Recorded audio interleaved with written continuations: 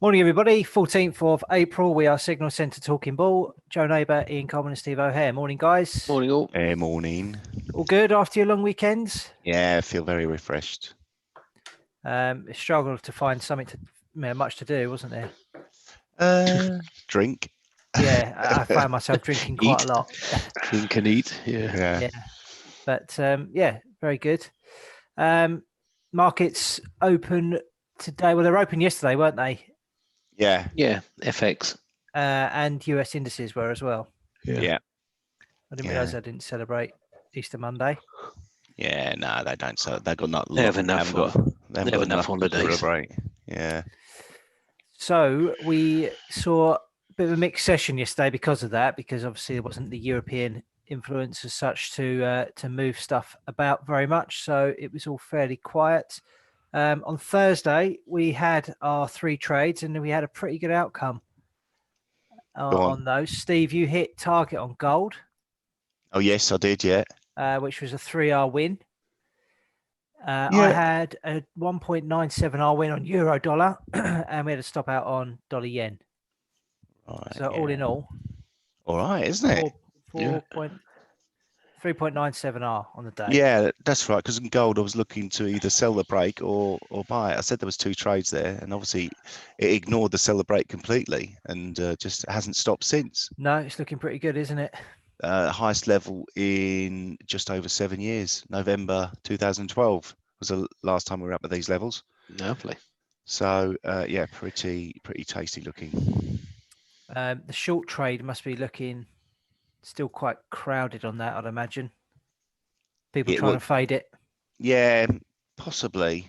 Don't know. I did look at IG's bias, and I posted it on the group at the weekend. Right. Yeah. Oh, I didn't see that. I was off at the weekend. Time off. Yesterday morning it was. Right. Yeah, I don't know. What was it? Is there still shorts in there then? Let's have a quick look if I can find it. There we go. No, gold is still long. Yeah, that's sort of like, I think I looked at that before and I thought, oh, but it was only 60 odd %, wasn't it? Yeah, maybe about 60%, maybe closer to 70, maybe. Yeah, no numbers on it. Yeah, I mean, it seems like the sensible trade to do, but I don't think it will be a straightforward long and hold. There'll be a little bit of volatility in there. There was increasing number of shorts going into the indices to FTSE, US and US markets. Yeah. So maybe there's a bit more of a squeeze to be had on those. Yeah, I definitely had a bearish feeling at the weekend, but I don't know how that's going to. Obviously, I would have sort of like you'd have got caught out a little bit this morning because it's had a nice little rally. Yeah, we're trying to pick sort of the sentiment on Twitter. It seems about 50-50 really. There's a lot of people buy the dip. This is going back up to all-time highs, and there's the other half. This is a bear market rally. Sell it, sell it, sell it. Yeah. So you might have it hanging around here for a little while. Yeah, possibly. So a little bit of spikes in both directions. Is anybody got any trades today that they're looking at? I've got one. So. Since you've just written 8 reports. Anything that they particularly like right now? I'm going to look at Bitcoin. Ooh. Oh, nice one. Yours. Like that. This is the daily chart. So it's had a rally into this sort of 50% fib level and done a bit of stalling, some indecision on these candles around here. And just looking at the intraday aspect, this is a 4-hour chart, very crude looking head and shoulders potentially has formed there. Breakdown, maybe a pushback up here to retest. And then looking at it this morning, we are on the hourly chart heading lower. So I was going to jump on that today with a stop above the highs that we've seen overnight at 69.46, targeting a move down to 64.20, selling out at 68.32, so about 3.5 hour there on Lovely. Bitcoin. So it was, yeah, I didn't spend a lot of time looking through what I liked right now, but this one just flashed up straight Jumped away. So I out at thought you. I'd have a go. Lovely. Yeah, cheers. I'll have a look at cable. Dee. Which screen am I sharing? We've got some bespoke resistance here, 126.11, but we've got a 13 count on the 4-hour chart with a stop at 126 the figure, so I don't think it's going to get there. To the downside, the support located, well, there isn't any support located until 123.80, so it makes quite a nice R trade with the stop just above that DMARC stop out. So I'm. What you got on the fibs there? About 61.8. I've got coming in at 25.16. I've got the 261.8% highlighted up there. I haven't got any retracements on at the moment. No. On the daily, I was looking at that. So yeah, it offers what, about 4.5 hour. So I'm looking to sell at 125.64. Nick free ticks at 126.01, 123.80. So nearly 5 hour for that trade. Also, Euro Sterling is at a support level. It's just pushed through at 87.15 and it's just trading at 87. So I think the sterling is going to start weakening soon. Blah, blah, blah, blah. Have you looked at the baskets on that? No, not today. I think I was looking at the baskets and thinking that sterling was looking weak as well, or potential to be a bit weaker. I'll have a quick butchers. Steve, what are you looking at? Anything?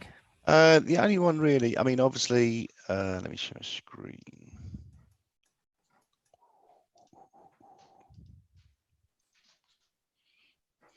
Right.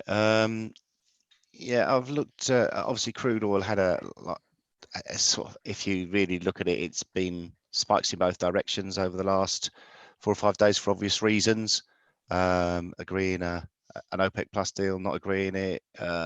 Mexico getting involved, not joining in. It's all. I've got to be honest, I fun haven't and followed the games. story. Have you got any synopsis of what it is? No, you know what? I caught up with it last week, and then there's a lot that's happened over the weekend. I haven't really digested it. So, but I saw that we had a spike higher yesterday after a OPEC plus deal was agreed. It was all to do with Mexico, wasn't it?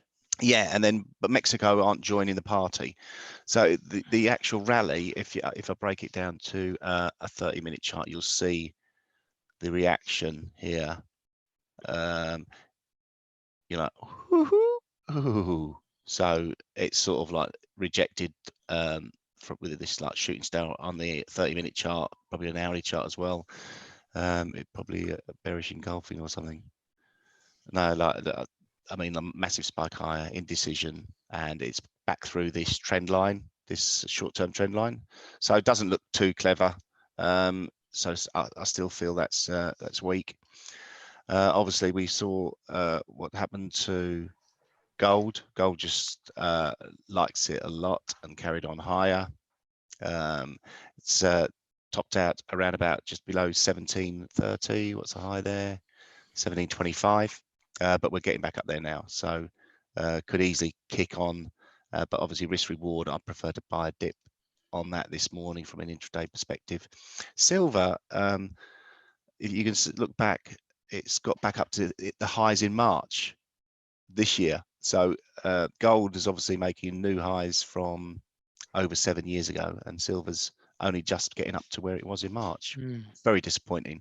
So I think that's probably a potential story that, you know, it could be a little bit of an opportunity to accumulate if gold maintains its strength. But I'm going to go for a look at copper. Now, for 2 reasons. I mean, you've got this upward trending support, and it's struggling back at this want support, turn resistance, nice resistance around here, around the 235 area. But I like it on the daily chart as well, because on the daily chart you can see the how the volume on this ending wedge formation is dropping off. I mean, we had a nice volume day there, but apart from that, you can see the volumes dropping off as the market's rallying, indicating bearish divergence. So I'm looking for this to turn at some point. I don't know when it is, but I'll go for today on the gun to head challenge. Why not? Just as good as any other day. Let's try and get rid of these fibs. I'm selling a break on the intraday trade, but I'll get involved now. Selling at 231.60. Stop can be at 233.60. So quite a tight stop. And the target can be at, I'll tell you what, I'll go for a 3-to-1 risk reward, 225.60. So that's a similar target to my intraday trade. So nice 3-to-1. Lovely stuff. News-wise, over the weekend, there was another US Federal Reserve announcement, and it's another extremely large support package, which was announced on Thursday, and that has been supporting risk appetite. They have announced a further $2.3 trillion in support for the economy. Just keep printing, baby. 80 million people get their check this week, don't they? So what is the deal with that? They get how much each? $1,000. Wow. And they can do whatever they like with it. Yeah, they'll drink it, wouldn't they? Yeah. Got any sense? Go long of off licenses, liquor stores in the US. Yeah. There's going back to conspiracy theorists and all the rest of it. They're all panicking about meat over there, aren't they? Because loads of the slaughterhouses have had to close down. So they're worried about meat and whether there's going to be enough protein. Yeah, but we don't need meat, do we? Like the vegans have been preaching about it, haven't you, Joe, for years? So yeah, don't need meat. That's not going to affect anything. It's I keep having dreams about meat lately.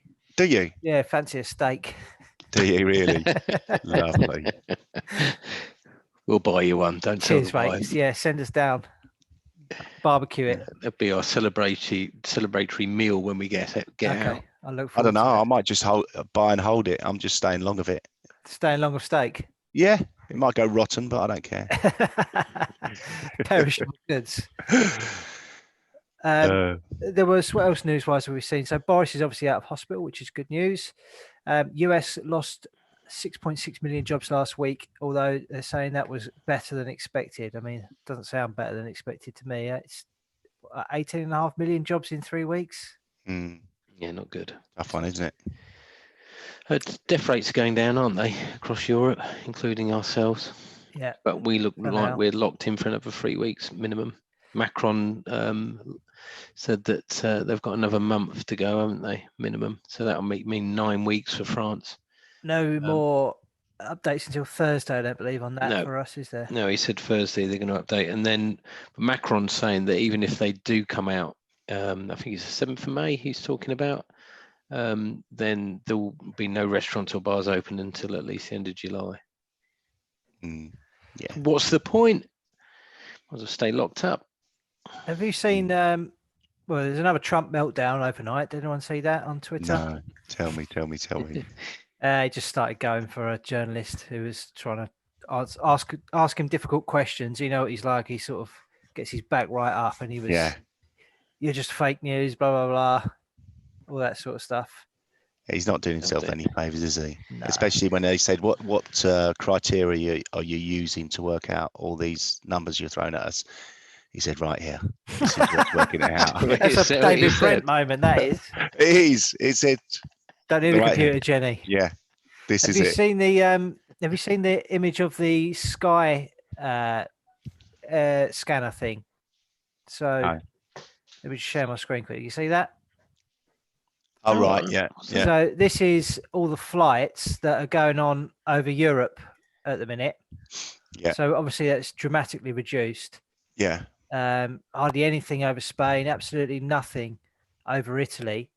But if you flick over to what's going on over in the US on a domestic basis, let's just fast forward this. He'll start scanning across. There he goes. You all ready for this?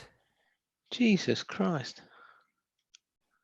I saw this over the weekend, so I'm sure it's fairly up to date. But that's the domestic flights going on in the US right now, or at the time he was taking this. Wow. Pretty, How can they contain the virus if they're doing that? yeah, pretty mental, isn't it? Yeah, scary. Yeah. Just reading up about the oil. Just saying, basically, the minimal impact on oil prices from a global deal for record output cuts showed that oil producers have a mountain to climb if they're going to restore market balance as the coronavirus shreds demand and sends stockpiles soaring. So it's no quick fix. I mean, that's the thing, No. isn't it? There is still, you can cut as much as you like, but there's still no demand for it. No one's Yeah. driving there, no airplanes are in the sky, no ships are in the sea. Cutting 10 million and the demand's down 30 million a day. Well, after several days of discussing, oil and producing consuming countries aim to remove nearly 20 million barrels per day, which is 20% of the global supply from the market. But it's got to be more than that. And even if they do, it's that the storages are full up, over brimming with it. So it's not helping. More to do. Yeah, mountain to climb for the oil prices to get back up. Data-wise today, I've not seen Bugger anything all. on the docket we've got, so Very, could be very fairly light. quiet. Although indices look like they're selling off a bit. Might take profit on my Bitcoin actually. 45 ticks on side with that. Oh. We're up to 75.41% on our talking ball calls. New all-time high set. Nice. Well done. Lovely. Where am I? I went on the table. How am I catching you? You are on. Shit, I know, sorry, Joe. I know I'm third. I know I'm third. Hang on. I've had a big drawdown.